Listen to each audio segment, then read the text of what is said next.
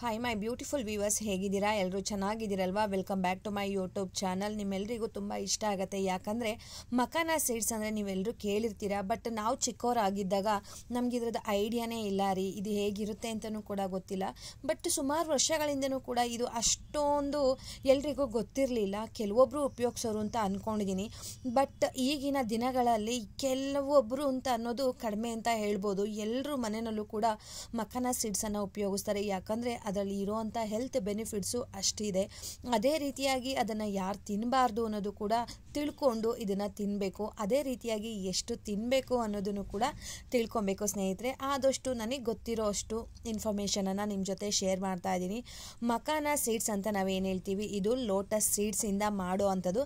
ಅದನ್ನು ಚೆನ್ನಾಗಿ ತೊಳೆದು ಒಣಗಿಸಿ ಮತ್ತು ಹುರಿದು ಅದರಿಂದ ಬರೋ ಅಂಥದ್ದೇ ಮಕಾನಾ ಸೀಡ್ಸ್ ಅಂತ ಹೇಳ್ಬೋದು. ಇದರಲ್ಲಿ ತುಂಬಾ ಹೆಲ್ತ್ ಬೆನಿಫಿಟ್ಸ್ ಇದೆ. ಇದನ್ನು ನೀವು ನೋಡ್ತಾ ಹೋದರೆ ಒಂದ ಎರಡ ಅಂತ ಕೇಳ್ಬೋದು. ಸ್ಕಿನ್ನು ಚೆನ್ನಾಗಾಗಬೇಕು, ಗ್ಲೋ ಆಗಬೇಕು ಅಂದರೂ ಕೂಡ ಇದನ್ನು ತಿಂತಾರೆ. ಲಿಮಿಟಾಗಿ ತಿನ್ನಬೇಕು.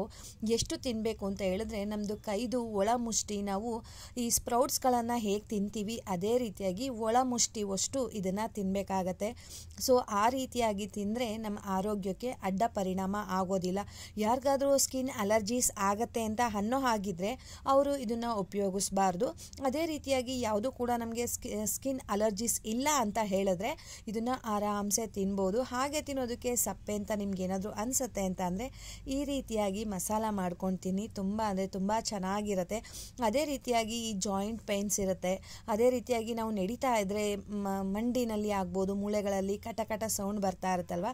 ಸೊ ಇದನ್ನು ಲಿಮಿಟೆಡ್ ಆಗಿ ಉಪಯೋಗಿಸೋದ್ರಿಂದ ಆ ಒಂದು ಪ್ರಾಬ್ಲಮಿಂದನೂ ಕೂಡ ನಾವು ದೂರ ಇರ್ಬೋದು. ತುಂಬ ಏನು ಹೇಳ್ತಾ ಹೋದರೆ ಇದು 1, 2 ಅಂತ ಹೇಳೋದಕ್ಕಾಗಲ್ಲ, ಅಷ್ಟು ಹೆಲ್ತ್ ಬೆನಿಫಿಟ್ಸ್ ಇರುತ್ತೆ. ಸೊ ಅದೇ ರೀತಿಯಾಗಿ ಈ ಮಕಾನಾ ಸೀಡ್ಸಲ್ಲಿ ಒಂದು ಒಳ್ಳೆ ಮಸಾಲ ಫ್ರೈಯನ್ನು ಹೇಗೆ ಮಾಡೋದು ಅಂತ ನಿಮ್ಮ ಜೊತೆ ಶೇರ್ ಮಾಡ್ತಾ ಇದ್ದೀನಿ. ಸೊ ಇಲ್ಲಿ ನಾನು 1 ಬೌಲಷ್ಟು ಮಕಾನಾ ಸೀಡ್ಸನ್ನು ಹಾಕ್ಕೊಂಡಿದ್ದೀನಿ. ಇದಕ್ಕೆ ನೀವು ತುಪ್ಪ ಹಾಕಿ ಬೇಕಾದರೂ ಉರಿಬೋದು. ನಾನಿಲ್ಲಿ ಕೊಬ್ಬರಿ ಎಣ್ಣೆ, ಗಾಣದ ಎಣ್ಣೆನ ನಾನು ಉಪಯೋಗಿಸೋದು ಅಡುಗೆಗೆ. ಸೊ ಅದನ್ನೇ ಹಾಕ್ತಾ ಇದ್ದೀನಿ.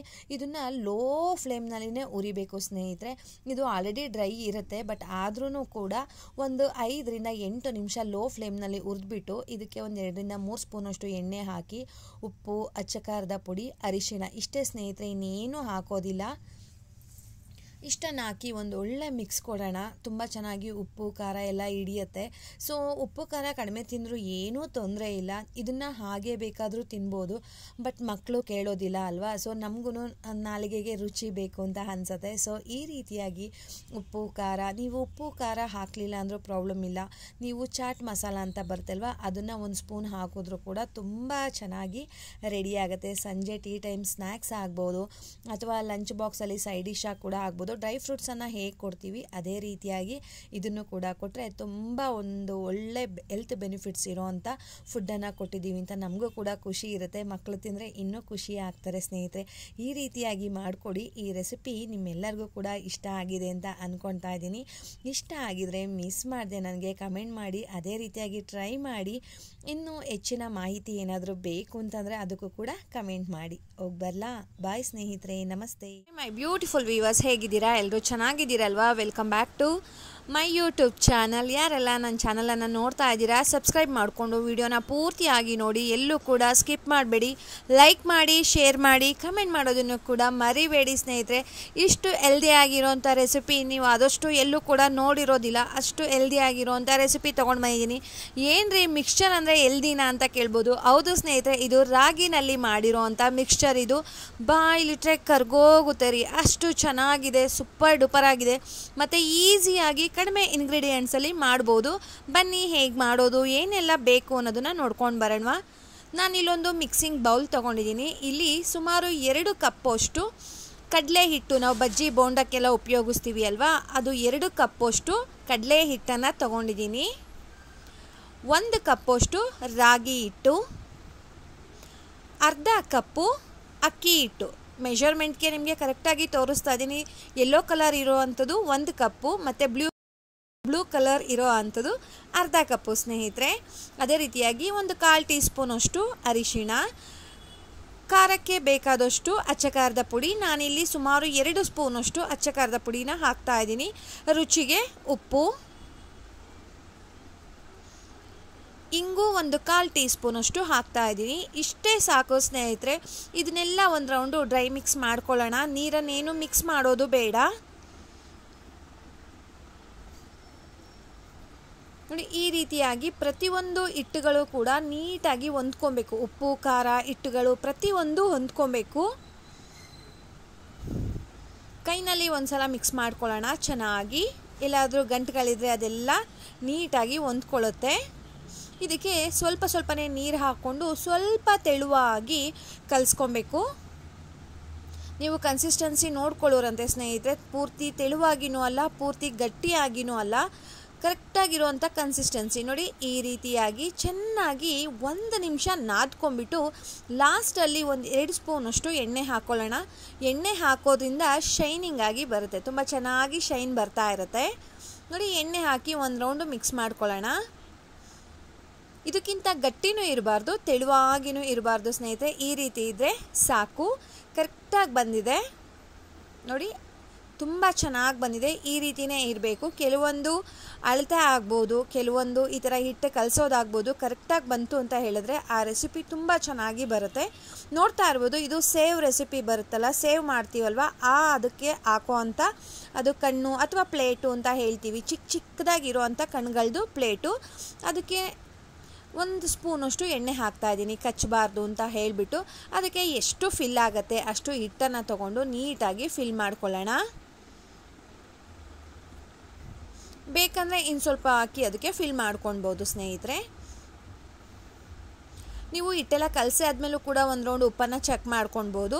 ಕಡಿಮೆ ಇತ್ತು ಅಂತ ಹೇಳಿದ್ರೆ ಸ್ವಲ್ಪ ಹಾಕ್ಕೊಂಡು ಇನ್ನು ಸ್ವಲ್ಪ ಚೆನ್ನಾಗಿ ನಾದ್ಕೊಂಡ್ರೆ ಆಯಿತು. ಇವಾಗ ಇದನ್ನು ಕ್ಲೋಸ್ ಮಾಡಿ ಮೀಡಿಯಮ್ ಫ್ಲೇಮ್ಗಿಂತ ಕಡಿಮೆ ಎಣ್ಣೆನ ಬಿಸಿ ಮಾಡ್ಕೊಂಡಿದ್ದೀನಿ ಸ್ನೇಹಿತರೆ. ಕಡಿಮೆ ಫ್ಲೇಮ್ನಲ್ಲಿ ಇಟ್ಕೊಂಡು ಬಿಸಿ ಮಾಡ್ಕೊಂಡಿದ್ದೀನಿ.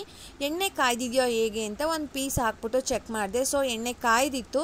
ಇವಾಗ ಡೈರೆಕ್ಟಾಗಿ ನಾನು ಎಣ್ಣೆಗೇ ಈ ಒಂದು ಮಿಕ್ಸ್ಚರನ್ನು ನಾನು ಈ ಥರ ಹಿಂಗೆ ಪ್ರೆಸ್ ಮಾಡ್ತಾ ಇದ್ದೀನಿ. ಇದು ಟೈಮೇ ತೊಗೊಳ್ಳೋದಿಲ್ಲ ಸ್ನೇಹಿತರೆ, ಯಾಕಂದರೆ ಕಣ್ಣು ಚಿಕ್ಕದಿರೋದ್ರಿಂದ ಸಣ್ಣ ಎಳೆ ಥರ ಬಂದಿರುತ್ತೆ ಈ ಮಿಕ್ಸ್ಚರು.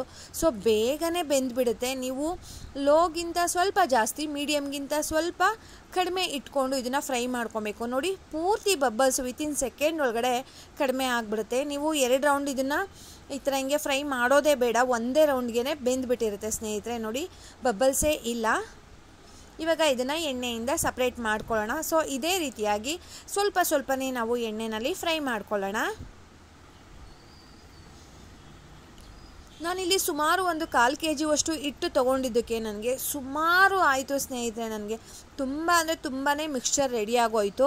ಸಾಕು ಸ್ನೇಹಿತರೆ, ಅದನ್ನು ಮಾಡಿಕೊಂಡ್ರೆ ಒಂದು ವಾರದ ತನಕ ಕೂಡ ತಿನ್ಬೋದು. ಮನೆ ಮಂದಿ ಎಲ್ಲ ಇಷ್ಟಪಟ್ಟು ತಿನ್ಬೋದು, ಅಷ್ಟು ಚೆನ್ನಾಗಿ ರೆಡಿ ಆಗುತ್ತೆ. ರಾಗಿ ಮಿಕ್ಸ್ಚರ್ ಅಂತ ನಿಮ್ಗೆ ಇದು ಅನ್ನಿಸ್ತಾನೇ ಇಲ್ಲ ಸ್ನೇಹಿತರೆ, ಯಾಕಂದರೆ ರಾಗಿ ಕೂಡ ಕೆಂಪು ರಾಗಿ ಹಿಟ್ಟನ್ನು ತೊಗೊಂಡಿರೋದಕ್ಕೆ ಕಲರ್ ಕೂಡ ಕಪ್ಪು ಬಂದಿಲ್ಲ. ತುಂಬ ಹೆಲ್ದಿ ರೆಸಿಪಿ ಕೂಡ ಹೌದು. ನಾವು ಇದಕ್ಕೆ ಯಾವುದೇ ರೀತಿಯಾಗಿರುವಂಥ ಸೋಡಾ, ಬಿಸಿ ಎಣ್ಣೆ ಏನನ್ನು ಕೂಡ ನಾವು ಹಾಕಿಲ್ಲ. ಸೊ ಇದೇ ರೀತಿಯಾಗಿ ಪ್ರತಿಯೊಂದನ್ನು ಕೂಡ ಈ ಥರ ಹಿಂಗೆ ನಿಧಾನಕ್ಕೆ ಅದು ಎಣ್ಣೆಯಲ್ಲಿ ಪ್ರೆಸ್ ಮಾಡಿ ಈ ಥರ ಹಿಂಗೆ ಫ್ರೈ ಮಾಡಿ ತೆಗೆದು ಸಪ್ರೇಟಾಗಿ ಇಟ್ಕೊಂಡಿದ್ದೀನಿ. ನೋಡ್ತಾ ಇರ್ಬೋದು ಎಷ್ಟು ಸಾಫ್ಟಾಗಿ ಬಂದಿತ್ತು ಅಂತ ಹೇಳಿದ್ರೆ. ನೋಡಿ, ಬಾಯಿಲಿಟ್ರೆ ಕರ್ಗೋಗುತ್ತೆ ಅಂತ ಹೇಳ್ತೀವಲ್ವ, ಆ ರೀತಿ ಇತ್ತು ಸ್ನೇಹಿತರೆ. ತುಂಬ ಚೆನ್ನಾಗಿ ಬಂದಿತ್ತು.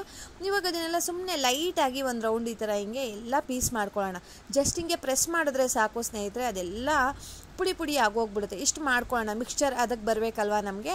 ಅದಕ್ಕೆ ನಾನಿಲ್ಲಿ ಫ್ರೈ ಮಾಡಿರೋ ಅಂಥ ಕರಿಬೇವಿನ ಸೊಪ್ಪು, ಉರಿಗಡಲೆ, ಕಡಲೆ ಬೀಜ ಈ 3 ಮಾತ್ರ ಹಾಕ್ಕೊಂಡಿದ್ದೀನಿ.